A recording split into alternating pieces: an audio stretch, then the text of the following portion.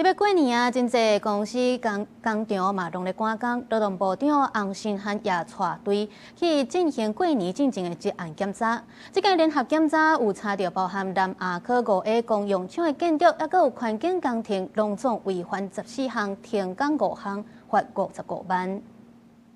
报部长都检查过了，今天施工架上面没有任何杂物。劳动部长洪新汉初三早起亲自带队去新北泰山的南亚科5A公用厂建筑甲环境工程，现场直接接到安全通知劳工过路。看有的时候看起来好像是一个缺失，可是当它发生灾难的时候，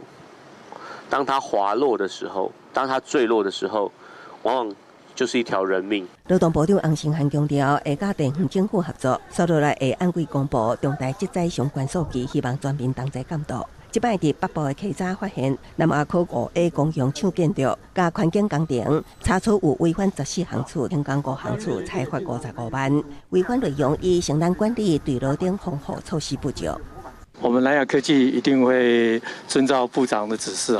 在这个公安方面继续跟我们的营造厂商努力加油把我们的公安做到滴水不漏我们会尽力的去做。除了北部进行西部村安联合检查，劳动部处长是去中部的重量钢铁公司查出违反14项处，停工1项处，裁罚30万。违反内容以对路感电甲强悍空间等防护措施不足。另外，伫南部的台湾律师工业公司林园厂有违反6项处，裁罚9万。违反内容以火灾爆炸感电等防护措施不足。这么庞大的这么一个工厂，那些管线的这些缺失，我们都还能够检查出来，这些都是为了要维护我们劳工朋友的安全。为了预防细物赶工作业因为疏忽来发生危险，也是提悬过劳风险，劳动部为1月23起执行为期42个创安期间加强这场防灾实施计划，